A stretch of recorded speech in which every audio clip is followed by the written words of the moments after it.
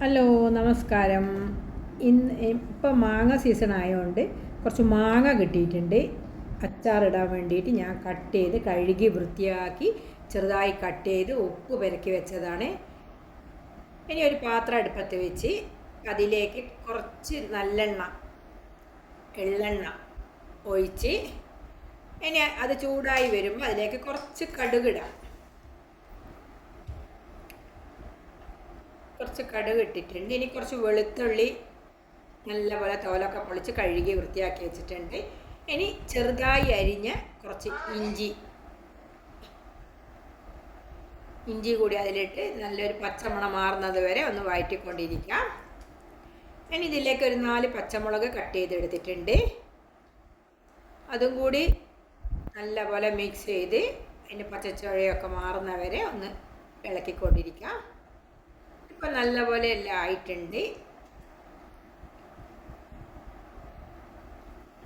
നല്ല മണമൊക്കെ വരുന്നുണ്ട്. ഇനി ഇതിലേക്ക് കുറച്ച് പൊടികളിടാം.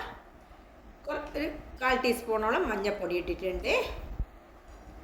ഇനി കാശ്മീരി ചില്ലി പൗഡർ ഇടാം. 2 ടേബിൾ സ്പൂൺ 3 ടേബിൾ സ്പൂണോ ഓരോരുത്തരുടെ എരിവിനനുസരിച്ചിട്ട് ഇടാം. ഞാൻ 3 ടേബിൾ സ്പൂൺ ഇട്ടിട്ടുണ്ട്.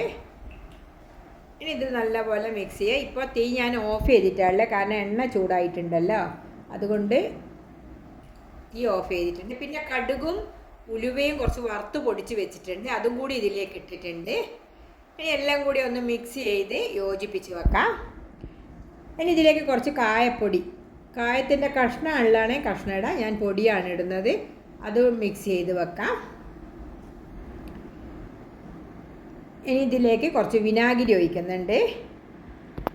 വിനാഗിരി ഒഴിച്ചതിന് ശേഷം തീ ഓണാക്കാം. ഇപ്പം എല്ലാം യോജിപ്പിച്ചിട്ടുണ്ട്. ഇനി തീ ഓണാക്കി വെച്ചിട്ടുണ്ട്. നല്ല പത വരുന്നുണ്ട് ചുറ്റും. നല്ലപോലെ ഇളക്കി വിനാഗിരിയും പൊടികളും എല്ലാം കൂടി മിക്സ് ചെയ്തതിന് ശേഷം ഈ മാങ്ങ നമുക്ക് ഈ ഉപ്പിട്ട് വെച്ച മാങ്ങ ഇതിൽ നിന്ന് ഊറ്റി വെള്ളം മാറ്റി ഇതിലേക്ക് ഇടാം. നല്ല ടേസ്റ്റുള്ള മാങ്ങയാണ്. അധികം പുളിപ്പൊന്നുമില്ല ഈ മാങ്ങക്ക്. ഈ വെള്ളം ഞാൻ ഒഴിക്കുന്നില്ല. ഒഴിക്കണം എന്നുള്ളതൊക്കെ ഒഴിക്കാം. ഞാൻ പക്ഷേ ഒഴിക്കുന്നില്ല, കാരണം ഇതിൽ കുറച്ച് ഉപ്പ് കൂടുതലാണ്.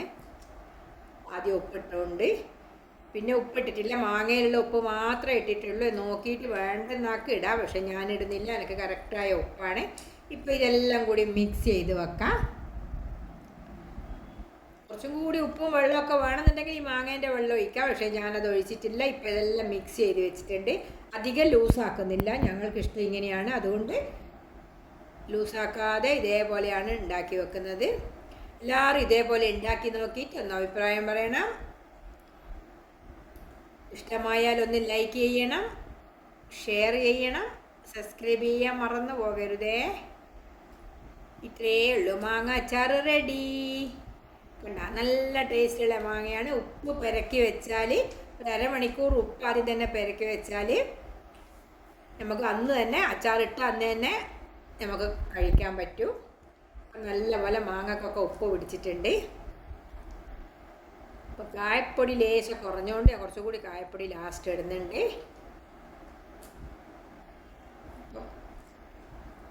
അച്ചാർ റെഡി. ഇപ്പോൾ മാങ്ങ സീസൺ ആയതുകൊണ്ട് എല്ലാവർക്കും മാങ്ങ കിട്ടുമല്ലോ. എന്നാൽ ഓക്കേ.